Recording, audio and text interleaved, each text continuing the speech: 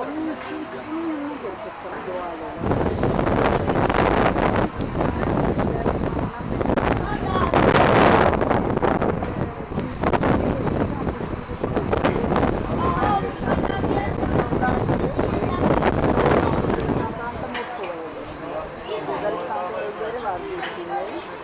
Oranın tadilatlarını yaptırdılar. Oradan da götür Moskova'ya geçip bu da önümüzdeki aylarda gidecek.